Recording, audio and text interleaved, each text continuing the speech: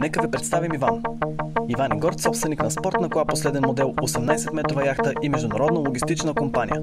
Благодарение на спортната кола и 18-метровата яхта Иван обикаля цяла Европа, среща се с всякакви хора от всякакви националности и така създава своите контакти, чрез които увеличава приходите в своята компания, което му позволява да вдигне качеството на предлаганата от него услуга, която до преди 3 години беше налична само в родното му място и съседната махала.